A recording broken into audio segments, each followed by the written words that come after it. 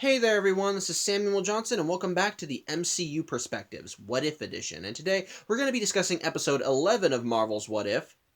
What if Peter Quill attacked Earth's mightiest heroes? So, we've talked about Peter Quill in relation to What If before, as I've gone over his backstory when I talked about episode 2 with when we looked at the universe where T'Challa became Star-Lord instead of Peter. However, for the sake of, backstory, we'll have to go through it over it again. So, we know who Peter Quill is. He is the son of Ego the Living Planet, who bore him with a human woman because, Ego at one point in the future wanted to start a singularity that would literally encompass all of existence into his very being. And in order to do this, he needed the power of another celestial. Hence why he bore children all across the universe who would have his same genetic material and thus would be malleable and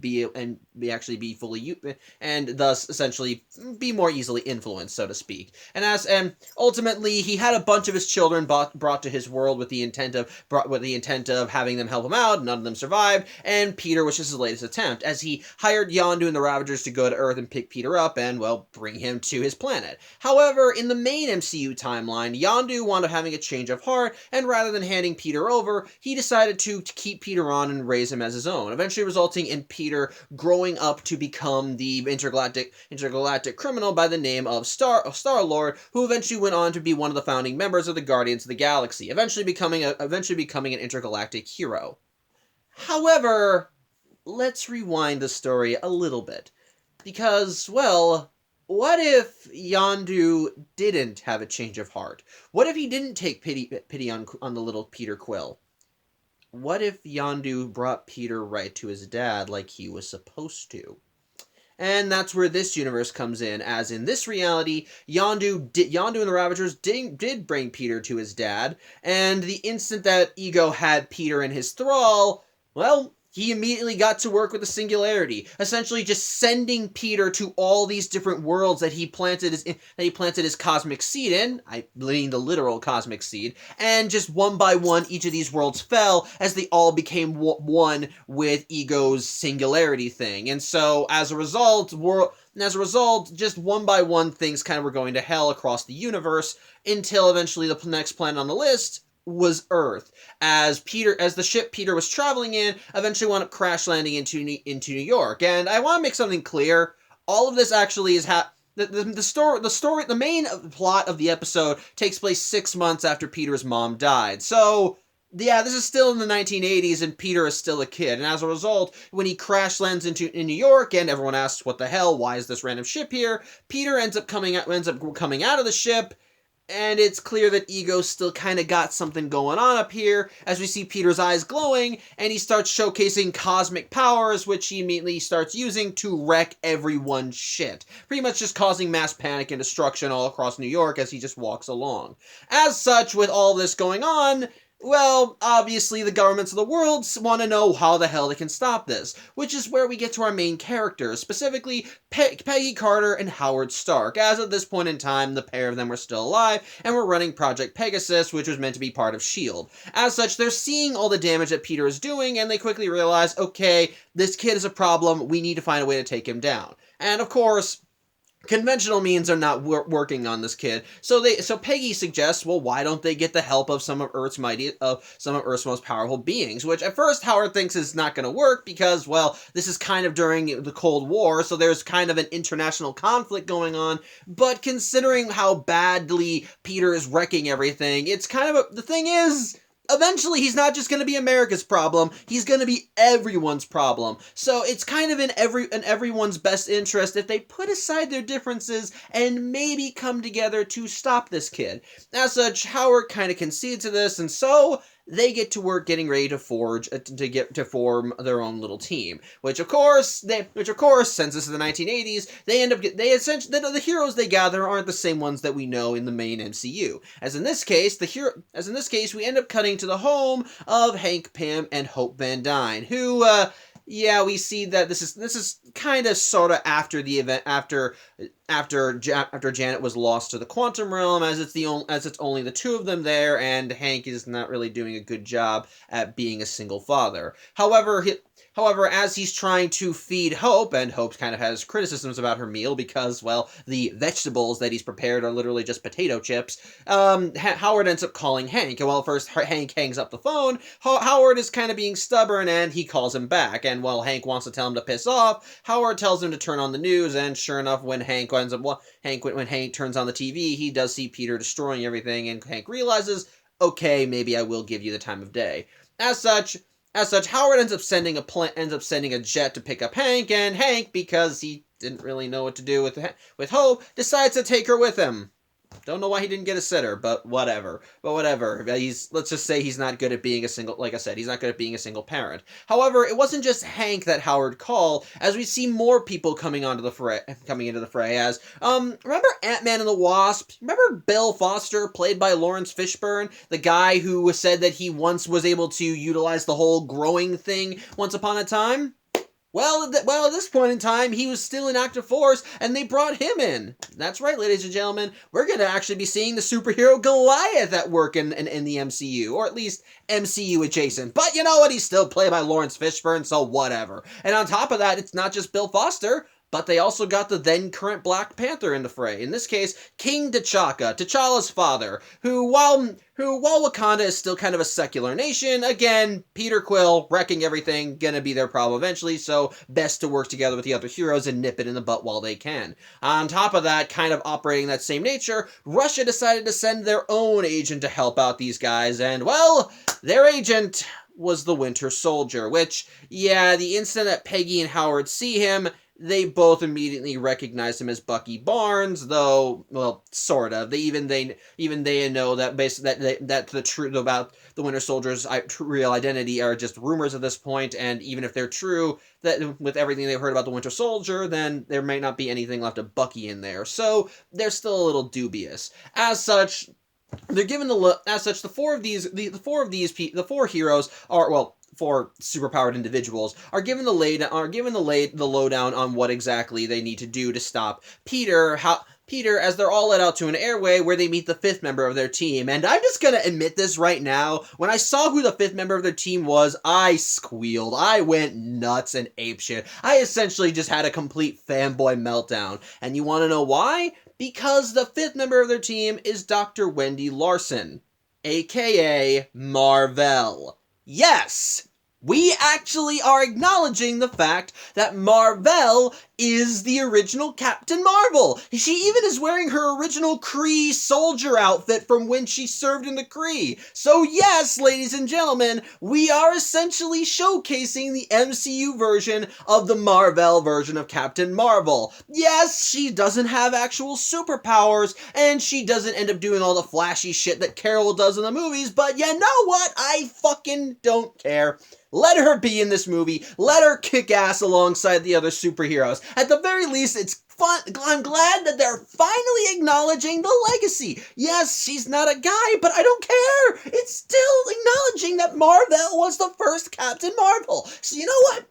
I'll take it. I'm happy for this. Thank you, What If. You have sufficiently satiated me in that regard. But either way, yeah, the five of them all get ready as they decide they have to head to New York in order to deal with Peter Quill. And basically, their plan is this: they're gonna try and lure Peter Quill to a singular location and essentially just trap him in some kind of weird laser grid, whatever. And as a result, which they hope will be able to contain Peter long enough for them to go in and go in, grab him, and then lock him up. However, as such, they end up managing to find where Peter is, and it turns out he's at Coney Island, and he's just doing regular kid stuff. He ends up getting a stuffed raccoon before he blows up the stall he found it in. He gets on the tilt-a-whirl and starts having fun on there. Basically, he's just having the time of his life. And as a result, the various heroes end up kind of coordinating with one another as they have to try and find the best way to go in and get Peter on standby, as all of them are getting in position to,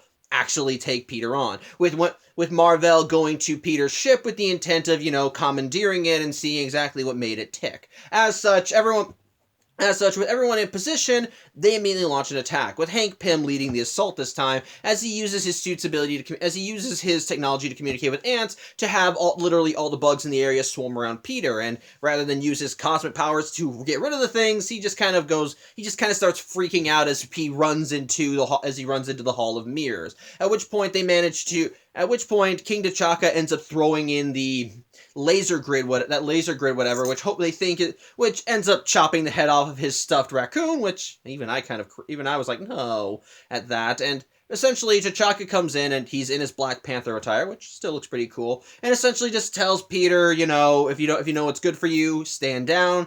At which point, Peter's eyes light up and he causes the House of Mirrors to blow the hell up.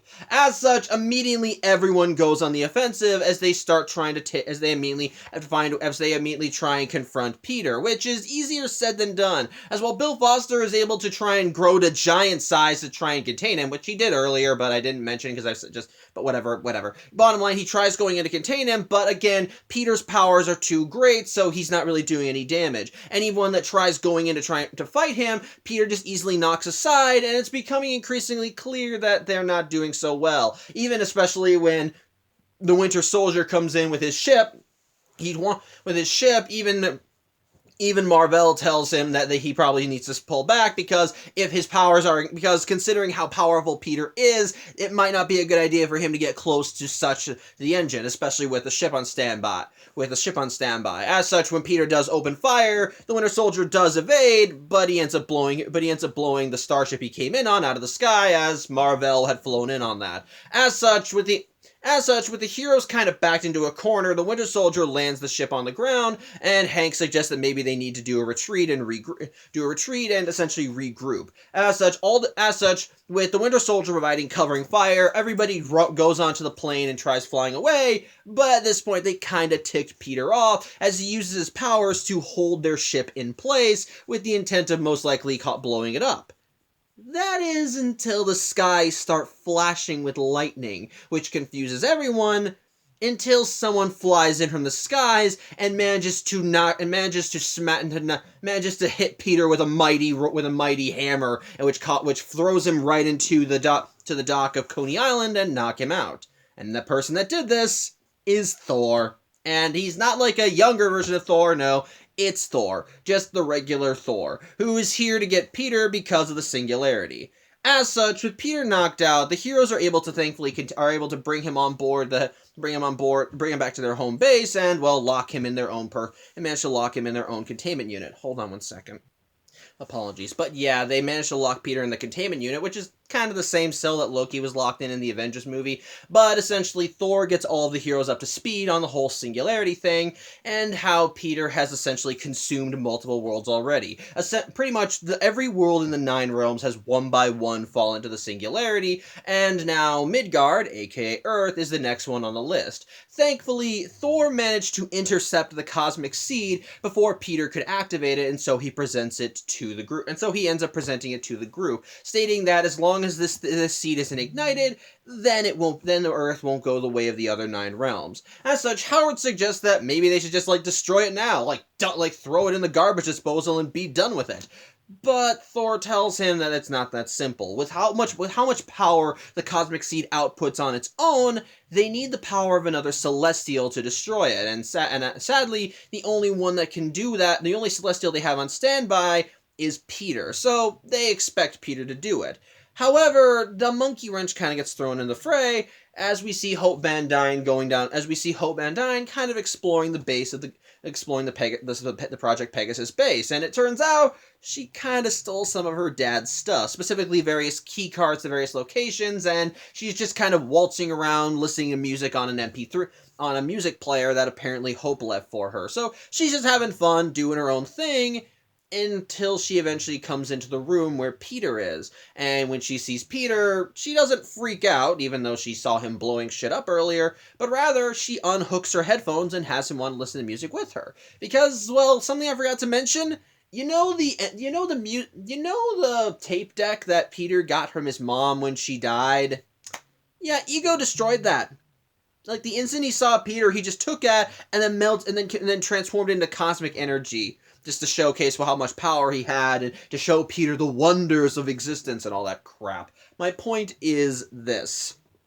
Peter doesn't have that, so when he sees Hope listening to music, he kind of feels a little jealous, as he remembered that his mom had a similar thing like that, and it does kind of make him feel a little sad. Though he does start building a bit of a rapport with little Hope, as they're both just kind of enjoying each other's company, actually making friends with one another, and Peter showcases that, and something I will give credit to. They very much write Peter like Peter. Yeah, he's a kid, but the way he talks, the lingo he uses, and he talks about what he likes, and the music he listens to, the bands, and how he thinks some people are preferable over others. It's Peter Quill. The dialogue is very on point with him, and I dig it. But either way, he manages to talk to Hope, and he explains that he didn't come to Earth because of ego.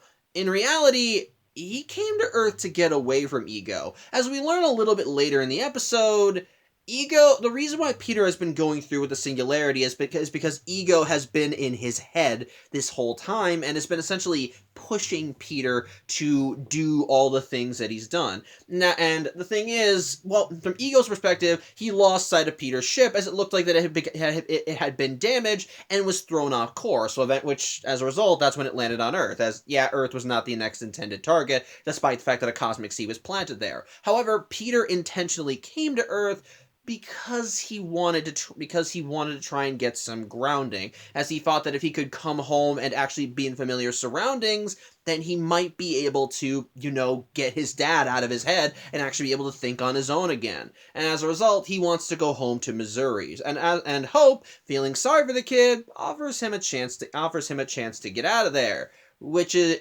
where the stuff that she stole from her dad came in, as it wasn't just key cards she stole. It was a vial of his PIM particles, which she immediately uses to shrink the cell Peter was in and grab it and run off. As such, the alarms in the base immediately go off as everyone freaks the hell out, but ultimately Hope is able to get Peter's cell far enough away so that she's able to, and ultimately she manages to unshrink it and get Peter out. Not in that order, as she opens it before she unshrinks it. The point is, she sends Peter on his way and even gives him the Walkman as kind of a token, which at first he tries to say, no, that was your mother's, it's for you, but she said, no, my mom would want me to share this. So Peter takes it and he runs off as he wants to head home to Missouri. As such, when Hank and the other heroes catch up with Hope, so they immediately want to know what the heck's going on, and Hope explains to them the whole deal with Peter, that the whole singularity thing is not his doing, it's ego's, and that ultimately Peter wants nothing to do with it. Of course, a few members of this group are a little dubious of all of this, because the thing is, it wasn't ego destroying New York earlier, it was Peter. So they're still a little suspect, and even if Peter was telling the truth, he's still linked to ego and is still a potential threat considering his power set and how he's related to the cosmic seed. As such, at least a couple members of their team do advocate for potentially putting Peter down, while Hope tries convincing everyone that they need to do the right thing and actually talk with Peter, since after all, he's just a scared kid who the only reason he went through with this is because his dad was pushing him into it, even though he wanted nothing to do with it. As a result, this kind of falls into one of those very gray areas. Unfortunately, though, things start going wrong as well, because as Peter is making his way to Missouri, Ego continues trying to get in contact with Peter, though thanks to the Walkman, Peter is able to essentially drown him out. As such, Ego, believing that Peter essentially died on his way to Earth, decides, fuck it, if Peter's not going to finish this, then I will, and so he decides to go to Earth himself, sending his avatar there, which of course looks like a young Kurt Russell, and basically, Ego arrives in the desert, and everyone immediately becomes aware of Ego's and immediately Project Pegasus is made aware of Ego's presence. And from there, the team essentially decides they need to split up, with the majority of three of the heroes staying behind to deal with Ego. In this case, it's Thor, Goliath, and Black Panther, while three other heroes go and try and find Peter. In this case, those three heroes are Ant-Man, Captain Marvel, and the Winter Soldier. Or Sort of. The Winter Soldier was not sent out. No, in fact, he's gone rogue, as his Russian handlers are more concerned with Peter being a potential threat than getting him on their side. And yes, even if he doesn't decide to destroy everything, with his level of power, they still see him as a viable threat. So the Winter Soldier's Russian handlers are ordering him to put Peter down. And sure enough, Peter does manage to make his way to Missouri, and he does find his mother's grave, wherein he's allowed to finally mourn for her. And meanwhile, in the bushes, the Winter Soldier has a sniper on him and is ready to take the shot when his handler gives him the order. Which, yeah, that's not exactly going well. In the meantime, with Ego, the three heroes are on standby to fight him, as well as Peggy having a whole, line of tanks on standby to try and open fire on him, and Ego pretty much just tells them, hand over the cosmic seed and I'll let this all go, which no one wants to do that because, handing the seed over means he consumes Earth, but Ego doesn't see the problem in that because, hey, they'll be all part of him, so whatever, it doesn't matter, they'll all be better off anyways, but yeah, no one's going for it, so Ego decides, fine, if they're not going to hand the seed over, he'll take it by force, as he uses his power to shape the very landscape around him, and creates basically hundreds upon hundreds of copies of himself from the very Earth they're standing on, and from there, a big badass fight scene ensues as Peggy orders all of the tanks on there to open fire on them, while Thor, Black Panther, and Goliath run in and just start kicking ass wherever they can. In the meantime, though, back with Ant-Man and Captain Marvel, they do manage to locate Peter, and while Marvel does think that she could contain him given the right circumstances, they need to be able to get him into position. However, spurred by Hope trying to encourage him to do the right thing, Hank decides he's going to try and approach Peter from a different angle, as if they want him to destroy the seed, well, then they're going to need to get him to work with them they're going to need to convince him to work with them rather than force him to work with them. As such, Hank goes up to Peter and just kind of starts talking to him. And of course, Peter starts sharing with him his own pain and all that stuff about how he thought that if he came here it'd be different, but it still just feels hollow. To which Hank kind of starts opening up to Peter as well about losing Janet and how after she left things haven't been the same. That Hank hasn't been the same. That things just haven't been that great. But someone reminded him that there's still something good to fight for. And I'm not quoting this verbatim. I know I just watched it, so I'm not getting all the details solid in my brain. But put simply, he manages to talk Peter. He pretty much just tells Peter that he isn't alone anymore. That there is a family here waiting for him that wants him to be a part of that wants him to be a part of their lives.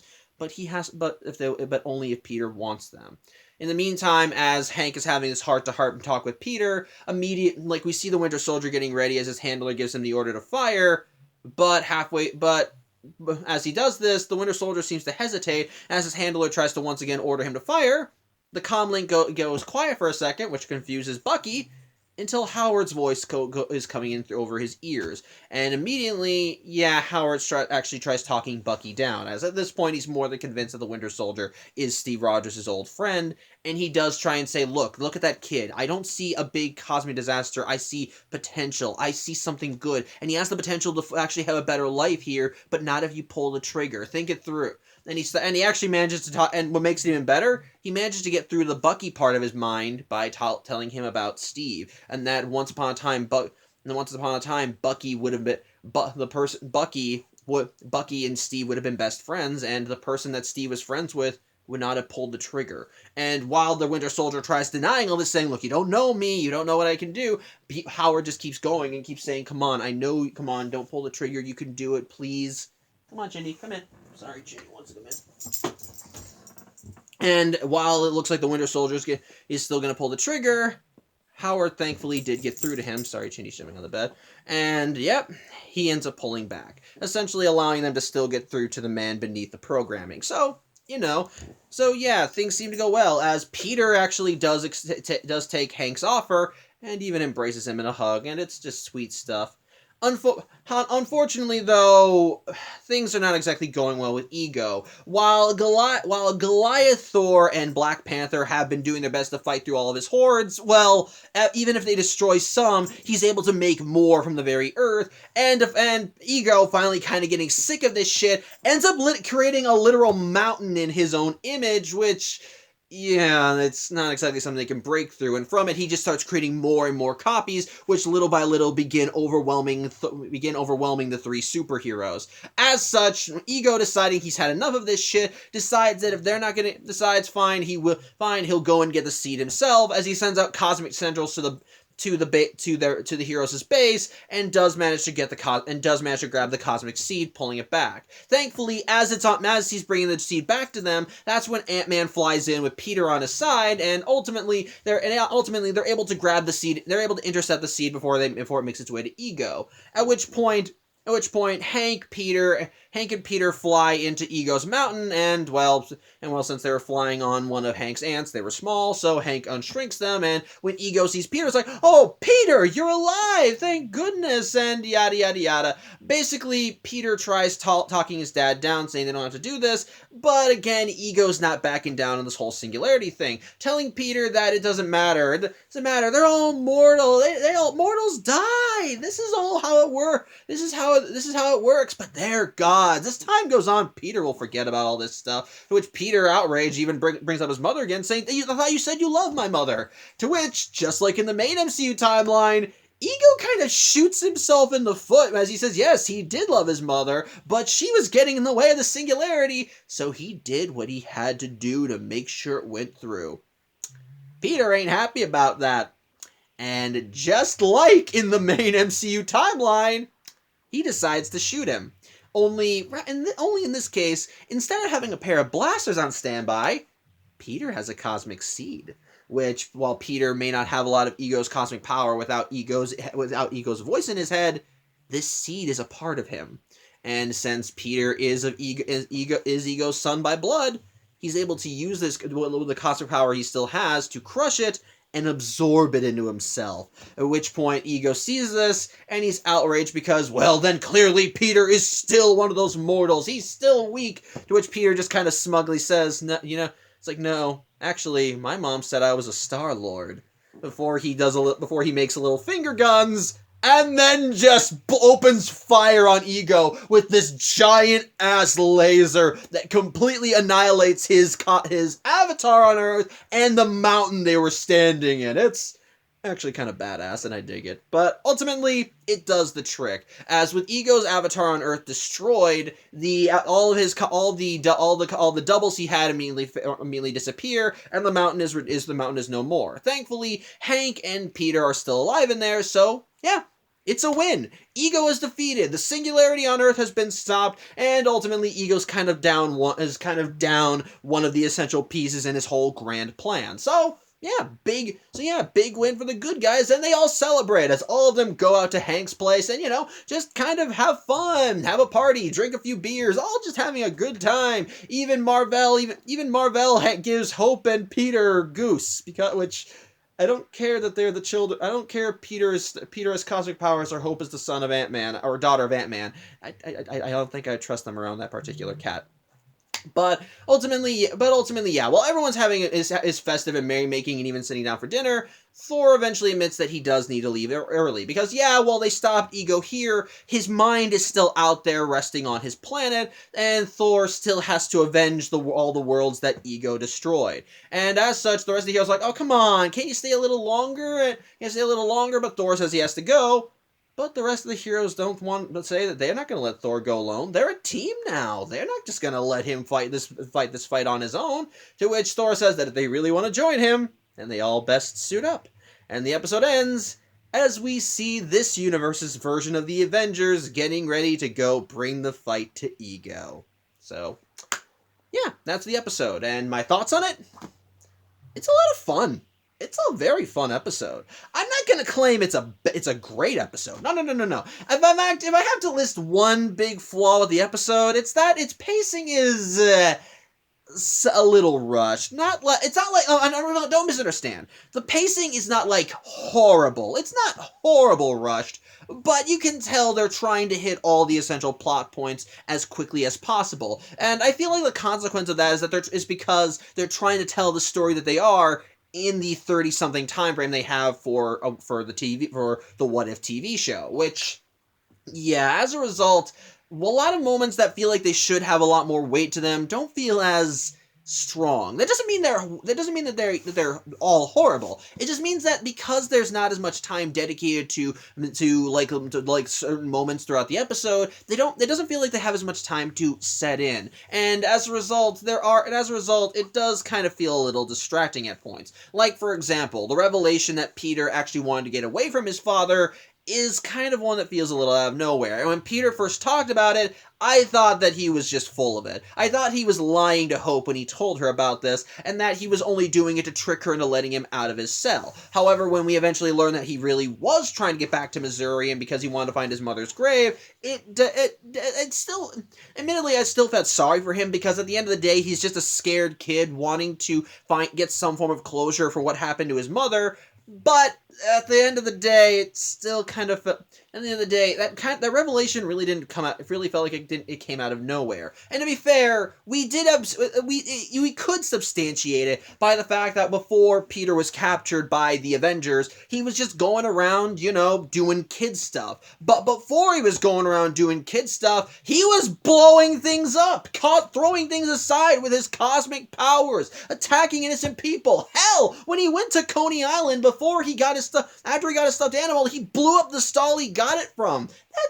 doesn't exactly sound like a kid who just wants to get home. Now, to be fair, he's still very much a lost kid, and when he first arrived on Earth, he was attacked. He was surrounded by police officers who pointed their guns at him, and it makes sense why they'd be cautious. He crash landed into New York in what was essentially an unidentified flying object. Of course, people are going to be dubious, especially at this point in time. But with that being said, there really isn't a lot of hints that Peter is trying to get away from Ego, as you're given the impression in the beginning of the episode that he's doing the things he's doing because Ego has now set his sights on Earth, which so I am going to kind of consider that a problem, like I said, and the thing is, because the eventual reveal with him wanting to get to his mother's grave happened the way it did, it kind of felt a little out of left field. Not completely out of left field, but enough that I still kind of scratched my head at it and did kind of test the validity of his claim.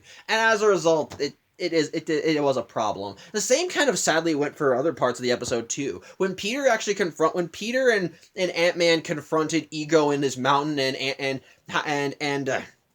Ego admitted that he killed Peter's mom because she was because Ego's feelings towards her were a hindrance to the whole singularity plan. It doesn't feel as strong as it should be. Don't get me wrong, it's still badass to see Peter absorbing the seed into his very being and then annihilating his dad with a giant cosmic blast. That's kick-ass. I can't deny that. That was legitimately a kick-ass moment. But with the way it's paced, it really just kind of feels like there should have been more weight to it. Like maybe we should have actually had a moment where Peter continued trying to get through to him, and then you saw more of the raw fury as he learned that Ego was the one that put the tumor in his mom. Like that should have felt like it had more weight to it. So I'm still gonna consider that a problem. And even in less emotional moments, there are still points where it feels like they're just trying to get through all the essential beats of the episode. Like when Peggy and Howard are assembling the Avengers and gathering the teammates. It really does feel like, okay, here's danger. Let's get these heroes together, and as a result, Okay, we got the heroes together. Here's a lowdown what's going on. All right, so we all got it good. All right, let's go to Coney Island and face this kid, and so on and so forth. As a result, the episode feels a little rushed in that regard. It's not enough to ruin it, thank God, because it's not like so rushed that nothing sets in, but it is enough so that a lot of moments don't carry as much weight as they should. But with that said, that is kind of, in the context of the episode, that flaw is, believe it or not, a minor one. Which is going to sound weird because pacing issues can be a problem for most stories, But I think the rest of the episode more than makes up for it. Because, yeah, while some emotional moments don't feel as strong because of the pacing, other moments are given all the proper weight that they should and actually do feel rather interesting. Actually, another problem I would probably have is maybe... Actually, I'll get to that when I get to that. But either way, there are still plenty of emotional moments that I do kind of like. The whole when we do like when we see Peter actually feeling conflicted about whether he should about what he should do with his life and whether he should continue following his dad's work and spreading the singularity or actually abandoning it. It does feel interesting because we know the type of person that Peter Quill is and what he becomes in the main universe. So seeing him now as a kid, still fresh off the death of his mother, now being put on this big cosmic path by his D-bag of a celestial father, it really, you do feel sorry for him because you can really tell that he doesn't know where to go or what to do with his life, as he doesn't want to be doing what his dad is doing, but he doesn't have a home to go back to. Now, to be fair, he's still a kid, so he doesn't really understand. So I can understand, considering everything that happened before he was abducted, I could still buy that he wouldn't want to go back to his grandfather just yet, as even in the main MCU timeline, after he went back to Earth, he still kind of avoided his family, so... I can understand that kind of caution would still be in effect even now, especially with all the destruction that he was doing. But with that being said, you still really do feel sorry for the kid because you can tell, because ultimately, even if we're going under the impression that he was doing all this because he wanted to please his dad, it's still, you can tell that all of this is still coming from his grief, from his sadness, not knowing where to go and what to do with his life. And it actually does make it all feel tragic in that sense. It really do feel sorry for him, and you want him to come back to the side of the angels. And so while you acknowledge that he needs to be stopped, at the same time you think that there is still hope for him. And ironically, or not ironically, but it's hope that actually convinces the Avengers to give him a chance, as she's the one that gets to know Peter and gets through to the kid underneath, and from there the Avengers do start getting a foothold in as they decide they need to do something to help Peter. Now, again, like I almost talked about a little bit ago, the whole thing with Hank trying to convince Peter to come back with him, again, does feel a little out of nowhere. I could buy that Hank is doing it because Hope, pushed him to do it. Because, after all, it's his daughter and he wants to do right by her, and she's essentially his conscience, so to speak. But, at the same time, it does feel like it came out of nowhere. It does feel like it came a little too out of left field. I feel like we should have had a moment where Hank did consider maybe going the more drastic option, but then thought, no, I'm going to try and do this a different way. I feel like we could have had a moment like that. But with that being said, I will still admit that Hank talking Peter down like he did was pretty nice, especially with Hank managing to get Peter to their side by connecting their individual tragedies, like with Hank losing Janet or with Peter losing his mom. I genuinely liked that, and it was pretty it was actually a very nice emotional moment that I kind of dug. And in that same token, I still like the stuff with the Winter Soldier. Yeah, it's the same stuff we saw in Captain America: The Winter Soldier, but I like that we see that when Howard and Peggy are confronted with Bucky, they immediately recognize him, and while they tolerate him being the Winter Soldier for now, once they manage to get him on their side, once they manage to kind of quiet him down, once they actually manage to talk to him, they actually start getting through to him. And much like in Captain America: The Winter Soldier, once they reach the Bucky part of his mind, it's essentially like a domino effect, as Bucky actually does abandon his duties. And something I forgot to mention in the plot summary, Bucky does not join the rest of the Avengers during their after party. In fact, he runs off because, much like in the main MCU timeline, he wants to know exactly what happened and who Bucky is and who Steve is. He wants to learn more about his life and who he is as a person, and not be the person that his handlers have turned him into. I dig that. Again, it's the same stuff we saw in Winter Soldier, but I like that but I do still like how it was done here, especially with Howard being able to connect with him. And quite frankly, I love that the revelation came when Bucky had Peter literally in his sights. Like, he had the gun. His finger was on the trigger, and he was ready to shoot this kid down, but then Howard managed to reach him just in time, and with however tense it was going, you're like, come on, Bucky, come on. And again, when it comes to what if, it's never guaranteed guaranteed that the good guys will win in the end. That's something, because it's not the main timeline. You can take more liberties with it. So you have absolutely no idea if Bucky is actually going to pull the trigger or not. But by the end, when he does, you do breathe a sigh of relief, and I like that. It's actually pretty nice. And I do still, and quite frankly, I love seeing this universe's version of the Avengers. I like that it's ultimately ego that brings the team together, and because the point of divergence in this reality was that Yondu and the Ravagers actually brought Peter to his dad rather than take him in, it results in the Avengers that we see in this reality being a drastically different team than the one we would have seen in the main MCU timeline. And it's got quite a bit of variety. Of course, there's still some familiar faces as we see as this team has its own versions of Ant-Man, Captain Marvel, Black Panther, and of course the original Thor. But on top of that, we actually do have some more new members. We have the Winter Soldier be one of the founding members here, as Russia sent him in to deal with Peter because they realized that he needed to be contained before he became Russia's problem. And the fact that we actually got to see Goliath in action, I'll admit, it did kind of annoy me in the original MCU that they brought in Bill Foster without actually having him be Goliath. So actually seeing him coming in and kicking ass alongside the other superheroes, it was awesome. And I kind of like that his outfit was like the inverse of Hank's outfit, which makes sense considering that they did used to work together. It's just that Hank went towards shrinking while Bill went towards growing. So I dig that. It is pretty cool, and I like seeing him in action as he fights alongside the other heroes. And by that same token, it's cool seeing the early versions of all these superheroes fighting alongside each other. It's cool seeing the King T'Chaka version of the Black Panther kicking ass like he is. I like the fact that we actually have Mar-Vell taking up the mantle as Captain Marvel, because again, it annoyed me in the Captain Marvel movie how they didn't acknowledge the legacy factor, which even Ant-Man did that when they brought it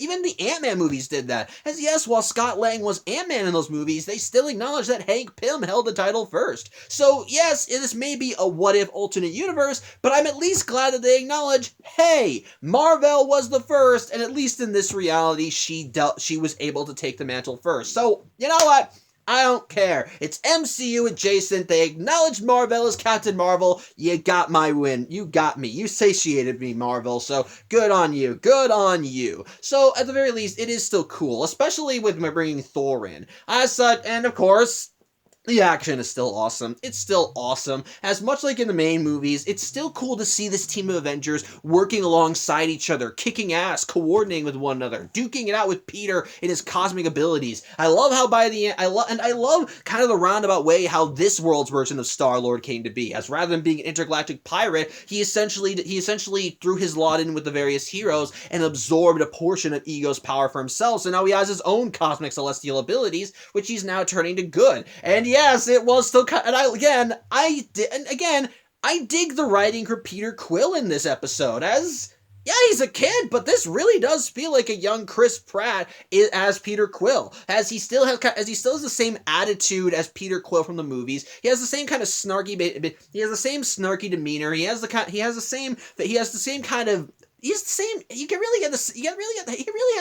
same aura, if that makes any sense. And so it really does feel like a young Peter Quill. And as a result, because of that, you do see enough of Peter Quill from the main timeline in this kid that you still kind of identify with him, which in turn does make you feel sorry for him, because you know the path that he would have gone if things had actually followed the path that they were followed in the way they were supposed to. But because this is an alternate universe where Yondu didn't take him in, he's just a scared kid who's kind of under the thrall of his honestly d-bag of a dad. So it really does. It still makes you feel very sorry for him, and ultimately, but even then, it just makes him turning to the good guys even more awesome. Especially because again, still calls himself Star-Lord. I dig it.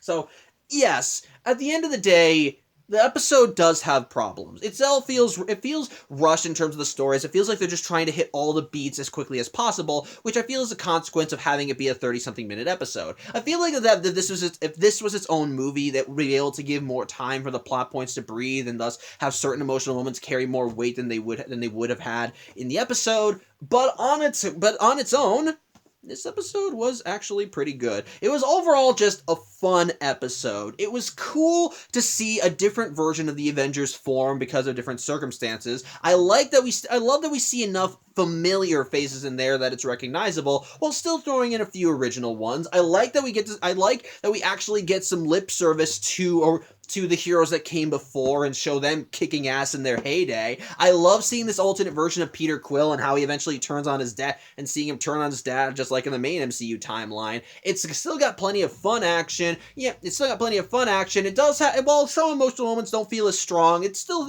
there's still enough in there that I still can feel a connection, and I still was at the edge of my seat wanting to see it done. On the whole, the episode, while not perfect, is still pretty good, and overall just fun. It's just a damn fun episode, and I feel like that this episode encapsulates exactly what I love about What If. Just taking a premise, running with it, and just having fun with it all the way to the end. And yeah, that's exactly what the episode delivered. So yeah, on the whole, episode was a fun ride. So yeah, I think that's really all I have to say. I thank you for watching. I'm Samuel Johnson, and tune in next week where we look at What If's Christmas episode. I have to remind you these episodes came out one day after another, so next week's episode actually came out on the 24th, but whatever. I hope to see you next week then. Take care.